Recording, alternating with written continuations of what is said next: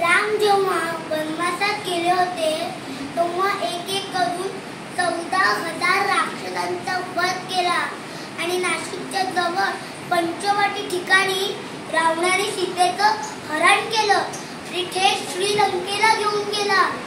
आणि राम लक्ष्मण सीतेच्या शोधात मध्ये त्यांना हनुमान आणि वानर सेना भेटली. राम लक्ष्मणांनी हनुमानाला आणि वानर सेनेला समजवलं.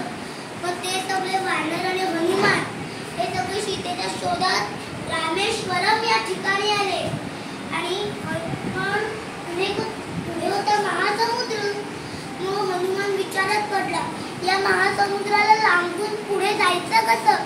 मग हनुमानाला युक्ती सुचली, मी उंच उडी मारून त्या समुद्राला लांबील आणि श्रीलंकेत पोहोचले. आणि मग हनुमानाने उंच उडी मारली आणि श्रीलंकेत पोहोचला. श्रीलंकेत पोहोचल्यानंतर त्यांनी सीतेचा शोध घेतला. अशोक वाटिकामध्ये सीतेला त्यांनी विश्वास दिला, धीर दिला की तुझा राम नक्कीच येणार. मग तिथे रावण पुत्र अक्षय कुमार युद्ध करायला आला. हनुमान आणि अक्षय कुमार मध्ये तुंग युद्ध झालं आणि हनुमान आणि अक्षय कुमारचा वध केला. रावण चिडला. त्यांनी मेघनाथला आदेश दिला. मेघनाथ तिथे लढायला आला आणि हनुमान आणि मेघनाथ मध्ये तुंग युद्ध झालं आणि मेघनाथनी हनुमानाला पकडलं आणि रावणाकडे घेऊन आला. मग रावणाने राक्षसांना आदेश दिला की हनुमानाच्या शेपटीला आग लावा. मग राक्षसांनी हनुमानाच्या शेपटीला आग लावली आणि पण हनुमानाने खेळ खेळत संपूर्ण लंका दहन केलं. पण आधी लंका दहन झालं नाही, कारण ती लंका सोन्याची होती. म्हणून हनुमानाने शनिदेवाला मुक्त केलं. रावणाने शनिदेवाला बंदी बनवल्यामुळे हनुमानाने शनिदेवाला मुक्त केलं आणि शनिदेवाने आपली छत्रछाया पाडली, म्हणजे सावली पाडली. आणि मग संपूर्ण हनुमानाने लंका दहन केलं आणि परत रामेश्वरम या ठिकाणी आला. तिथे राम लक्ष्मण आलेलेच होते. मग ते सगळे विचार करू लागले की समुद्राला लांघायचं कसं. मग रामाने युक्ती सुचली. त्याने 4 दिवस वरुण देवाची तपश्चर्या केली, पण वरुण देव काही आला नाही, कारण त्याने आपला हट्ट सोडला नाही. राम चिडला. त्याने ब्रह्मास्त्र काढलं. तो ब्रह्मास्त्र खेचला तेवढ्यात तिथे वरुण देव प्रकट झाला आणि वरुण देव म्हणाला, या महासमुद्रावर तुम्ही सेतू बांधून जा.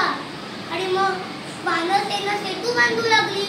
सेतू बांधून झाल्यानंतर राम लक्ष्मण आणि संपूर्ण वानर सेना श्रीलंकेत पोहोचली आणि तिथे युद्धभूमीवर राक्षस आणि वानरांमध्ये युद्ध झालं. तिथे इंद्रजित युद्धभूमीवर युद्ध करायला आला. लक्ष्मण आणि इंद्रजित मध्ये तुंग युद्ध झालं आणि इंद्रजितने लक्ष्मणाला शक्ती अस्त्राने बेशुद्ध पाडलं. आणि मग राक्षसांचे वैद्य डॉक्टर सुशील यांना हनुमान उचलून घेऊन आला. आणि मग नंतर वैद्यांनी सांगितलं की याला शुद्धीवर आणण्यासाठी, याला जागा करण्यासाठी संजीवनी लागेल आणि ती संजीवनी हिमालयात आहे. मग हनुमान जाणार संजीवनी आणायला. तेवढ्यात त्याला प्रश्न पडला की मी संजीवनी ओळखायची कशी. मग वैद्यांना हनुमानाने प्रश्न विचारला की मी संजीवनी ओळखणार कशी. म्हणून वैद्यांनी त्याला सांगितलं की ती रात्री संजीवनी चमकेल, ती संजीवनी आण. मग हनुमान संजीवनी घ्यायला निघाला. त्याने संजीवनी चमकेल ती काढून घेतली, पण त्याला बाजूला दुसरा पर्वत दिसला आणि तिथे सगळ्या संजीवन्या चमकत होत्या.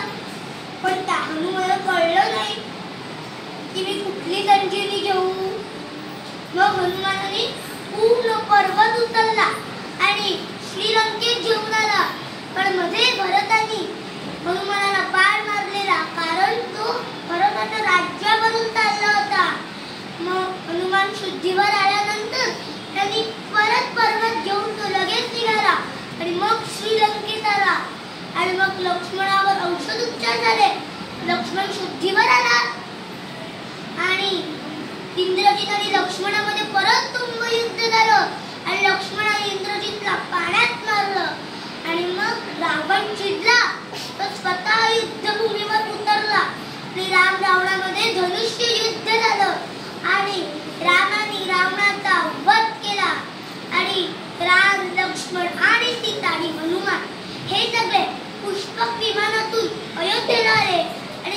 रामाचा राज्याभिषेक सुरू झाला.